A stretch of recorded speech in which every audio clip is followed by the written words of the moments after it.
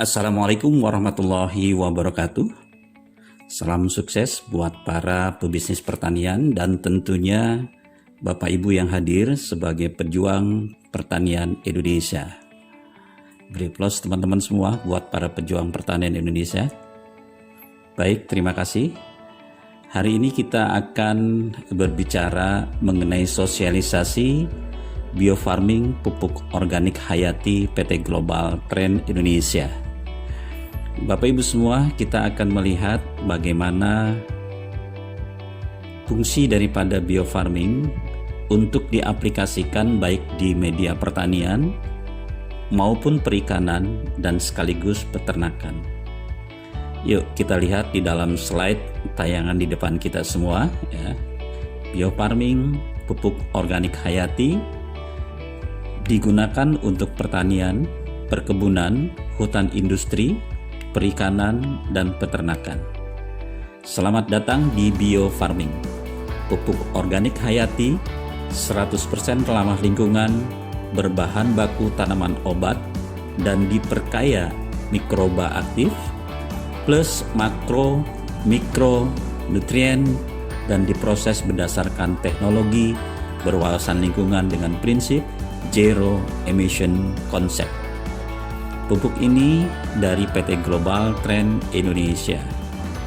Bapak Ibu semua, kita lihat kurun waktu ke belakang, tepatnya kurang lebih sekitar 40 tahunan yang lalu, di mana para petani kita menggunakan pupuk kimia secara terus-menerus, bahkan terkadang berlebihan. Hal ini mengakibatkan tanah kita menjadi keras, sehingga menyebabkan menurunnya produktivitas hasil daripada pertanian. Semakin kerasnya tanah bukan disebabkan oleh hilangnya tanah lapisan bagian atas atau yang biasa kita kenal dengan topsoil, tetapi lebih disebabkan karena adanya penumpukan sisa atau residu pupuk kimia di dalam tanah yang berakibat tanah tersebut sulit sekali untuk diurai. Oleh karena itu, dampak penggunaan pupuk kimia harus segera kita atasi dengan penerapan yaitu pupuk organik hayati yang bersifat sebagai pembenah tanah. Tentunya berguna untuk meningkatkan produktivitas hasil ada di dalam tanah tersebut. Bapak Ibu semua, dampak pemakaian pupuk kimia ini sangat luar biasa apabila digunakan secara terus-menerus. Yang pertama, struktur tanah akan menjadi keras dan sukar sekali untuk diolah. Kedua, terjadi pencemaran air tanah. Kemudian kandungan unsur-unsur biologis dalam tanah ini tentunya akan berkurang dan daya tahan tanaman terhadap hama penyakit akan berkurang, sehingga tentunya akan lebih meningkat penggunaan seperti pestisida, insektisida, herbisida, dan tentunya akan sangat berdampak negatif bagi manusia. Sisa residu pupuk kimia ini diperkirakan sejak tahun 69 sampai dengan saat ini. Artinya kurang lebih sekitar 50 tahunan lebih ya. Nah, Bapak Ibu semua, masalah lain yang patut kita perhatikan dengan menggunakan pupuk kimia ini, diindikasi terjadi proses pemiskinan atau pengurangan kandungan unsur hara yang meliputi unsur hara makro dan unsur hara mikro. Dan seperti kita ketahui, dari sekian banyak unsur hara yang ada di alam, semua jenis tanaman tentunya akan membutuhkan. Mau tidak mau, semua memerlukan yang namanya kesediaan daripada unsur hara tersebut. Walaupun berbeda-beda jumlah kebutuhan, namun dalam fungsi tanaman, masing-masing unsur sama pentingnya dan tidak bisa mengalahkan atau menggantikan satu sama lainnya. Sehingga tanaman benar-benar sangat mementingkan sekali yang namanya unsur hara. Kita lihat unsur hara yang dibutuhkan oleh tanaman seperti unsur hara esensial ini diantaranya adalah hara makro seperti NPK, nitrogen, fosfor, dan kalium. Nah, sumbernya bisa kita dapatkan dari udara, kemudian tanah, NPK, urea, TSP, KCl, dan lain-lain. Kemudian hara makrosekunder yang biasa kita kenal dengan sulfur, magnesium, kemudian kalium. Sumbernya dari tanah, dolomite, kapur, pertanian, dan lain sebagainya. Dan kemudian adalah unsur hara makro seperti baron, kemudian seng, mangan, tembaga, molybdenum, kemudian natrium, kemudian aluminium. Sedangkan sumbernya kita dapat dari tanah, kompos, pupuk kandang, dan lain sebagainya. Baik, kita lihat berikutnya. Unsur hara esensial ini kalau kita ibaratkan bagaikan seorang atau bagaikan manusia. Kita lihat persamaannya Bapak Ibu semua, di mana unsur hara esensial jika dianalogikan pada manusia ibarat menu makanan 4 sehat dan 5 sempurna, di mana manusia membutuhkan nasi, kemudian tanaman membutuhkan yang namanya NPK. Manusia membutuhkan sayuran, daging, buah-buahan, susu, dan vitamin. Tanaman membutuhkan yang namanya kalsium, kemudian magnesium, kemudian juga natrium, kemudian zinc, dan lain sebagainya. Ini semua bisa dibilang adalah kebutuhan daripada tanaman itu sendiri. Kebutuhan tanaman diantaranya adalah udara, air, sinar matahari, unsur hara, dan yang penting di sini adalah adanya makhluk hidup lainnya seperti mikroorganisme, serangga, dan lain-lain. Nah, Bapak Ibu semua, kita lihat komposisi tanah di mana ada udara di dalamnya, kemudian ada air, kemudian ada mineral, dan ini yang kita lihat sangat kecil sekali, yaitu bahan organik 4% dan mikroorganisme 1%. Kalau kita lihat tadi di awal bagaimana apakah tanah kita masih ada yang namanya bahan organik dan mikroorganisme ini, sementara kita sudah puluhan tahun menggunakan yang namanya pupuk-pupuk dari bahan kimia. Baik Bapak Ibu semua, peran organisme di dalam tanah yang harus kita pahamkan adalah dengan adanya mikroorganisme maka akan menghasilkan enzim, hormon, dan vitamin untuk pertumbuhan tanaman.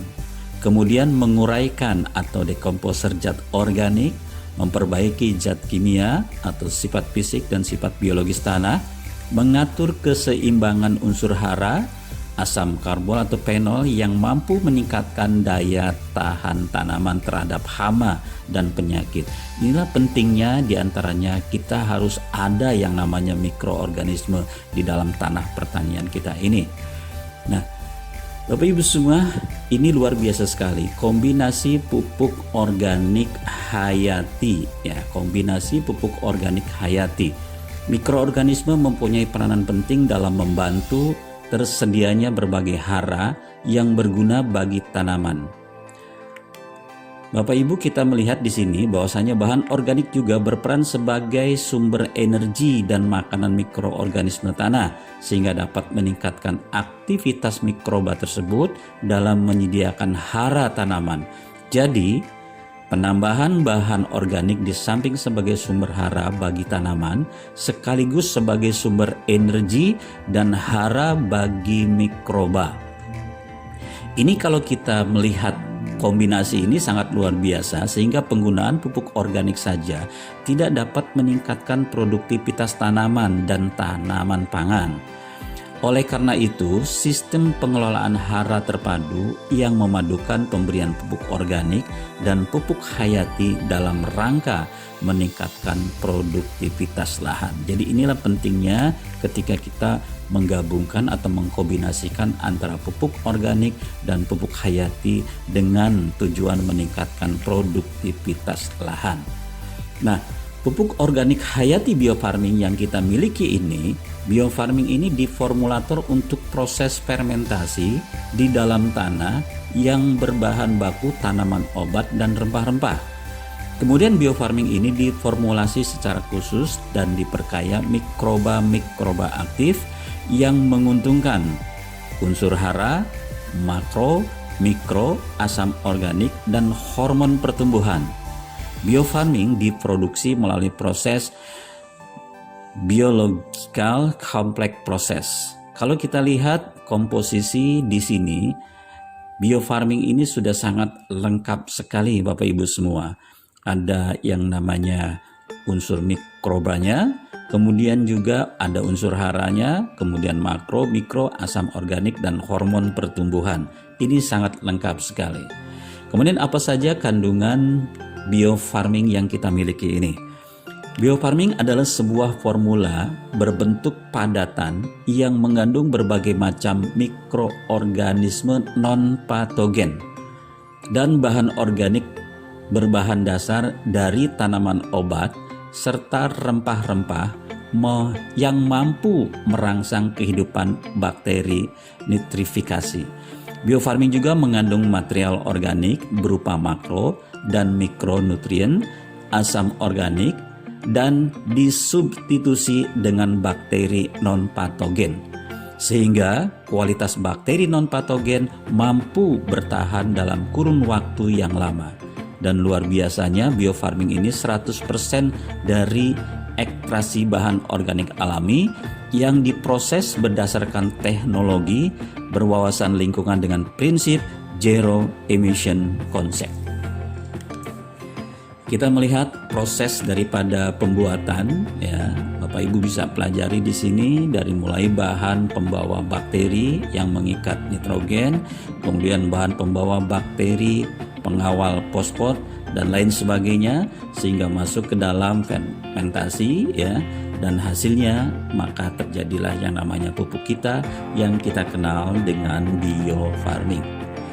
Manfaat utama daripada biofarming diantaranya memperbaiki dan meningkatkan kesuburan tanah, baik sifat kimia fisik dan biologi tanah, melarutkan fosfat dari yang tidak tersedia menjadi bentuk fosfat yang tersedia bagi tanaman. Mikroorganisme terpilih menghasilkan beberapa enzim dan hormon pertumbuhan sebagai senyawa bioaktif tanaman. Pengurangan pemakaian pupuk kimia dari mulai 75%, 50% sampai 25% pada tahap-tahap berikutnya. Kemudian mengendalikan dan mencegah serangan daripada patogen pada tanaman. Nah, Bapak Ibu, manfaat lain yaitu mempercepat pertumbuhan tanaman dalam proses pematangan buah yang lebih sempurna, meningkatkan kualitas produksi tanaman, secara stimulan membantu pertumbuhan kesehatan tanaman dan menghasilkan produksi yang berkualitas, mengurai senyawa yang beracun pada lahan pertanian, ramah lingkungan dan aman bagi manusia maupun hewan. Nah, bagaimana cara proses penggunaan atau aplikasi biofarming? Bapak Ibu nanti bisa mengikuti petunjuk yang ada yang sudah kami berikan, ya, dari mulai proses pelarutan, kemudian pengenceran, kemudian aplikasi di lapangan. Jenis dan manfaat daripada pelarut biofarming pun Anda juga bisa menggunakan yang namanya air tetes tebu sebagai molase atau air kelapa atau air hujan. Tetapi tidak tertutup kemungkinan kalau tidak ada pun Anda bisa menggunakan dengan air biasa saja. Nah, prinsip pemupukan biofarming di sini yaitu kita perhatikan adanya 5T. Yang pertama adalah tepat jenis, tepat sasaran, tepat cara, tepat waktu, dan tepat formulasi. Ini akan Bapak Ibu dapatkan ketika nanti para Gapoktan atau PPL, ya, memberikan penyuluhan kepada Bapak Ibu di lapangan.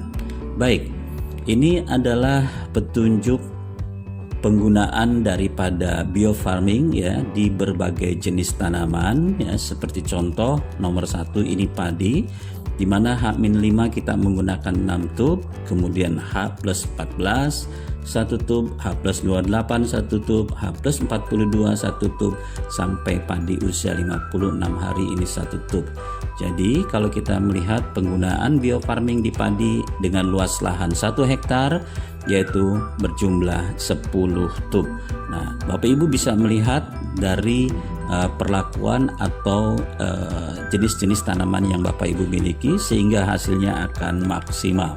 Nah, kita melihat juga dari beberapa deplot yang sudah kita buat, banyak sekali, ya, baik itu tanaman padi maupun palawija maupun tanaman hutan industri bahkan peternakan juga dan perikanan kita sudah melakukan semua deplot.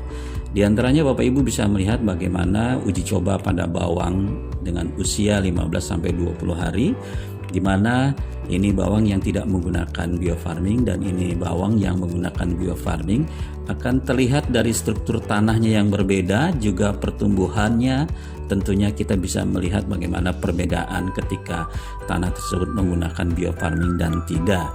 Kemudian kita lihat uji coba pada padi, ya, kita sudah banyak sekali, bahkan sudah banyak menghasilkan dengan baik, ya. Kemudian kita lihat juga di sini ada beberapa juga daerah atau desa-desa yang memang sudah menggunakan full biofarming, hasilnya luar biasa. Dalam 1 hektar ada yang 8,5 ton, ada yang 9, 10, bahkan bisa mencapai 11 ton, ya. Kita lihat juga bagaimana anakan padi ketika padi baru berusia kurang lebih sekitar antara 1 bulanan, dan kita melihat juga unsur tanahnya bagaimana suburnya. Kemudian juga kita melihat seperti perkebunan, ya, ini luar biasa sekali. Ini contoh di wortel, kemudian juga cabai, perlakuan cabai baik itu cabai besar atau cabai merah, cabai hijau, kemudian cabai rawit, Anda bisa melihat. Nah, ini luar biasa sekali hasilnya. Kemudian di jagung, Anda pun bisa melihat baik itu jagung manis maupun jagung kering, ya. Ini bisa luar biasa, ya, Anda bisa dapatkan dengan hasil yang maksimal. Begitu juga terhadap buah-buahan, jambu, belimbing, ya, dan lain sebagainya seperti kayak pepaya California yang memang luar biasa sekali, sangat dibutuhkan oleh masyarakat Indonesia pada umumnya. Kemudian juga yang luar biasa lagi in sekarang yaitu buah alpukat jiwan dan alpukat aligator. Ini juga bisa Anda aplikasikan, ya. Kemudian yang luar biasa seperti tanaman hutan industri, karet, ya, kemudian juga sawit, ya, kemudian sengon, jabon, ya, kemudian tanaman-tanaman duren, ya, dan juga tanaman-tanaman hutan industri lainnya. Nah, Bapak Ibu semua, itu beberapa contoh daripada pertanian yang sudah kita sampaikan, ya, dan ini adalah penerapan biofarming terhadap peternakan dan perikanan. Bapak Ibu bisa membaca petunjuk yang sudah kami berikan, di mana penggunaannya sama persis dengan padi sebelum, ya, dan kemudian penggunaan rutin lainnya, ya. Nah, ini contoh ketika kita aplikasikan di ternak, baik itu kambing, sapi maupun ayam, ya. Alhamdulillah kita bisa menekan yang namanya khususnya di ayam adalah angka kematian dan bobot ayam lebih cepat sehingga panen bisa lebih cepat.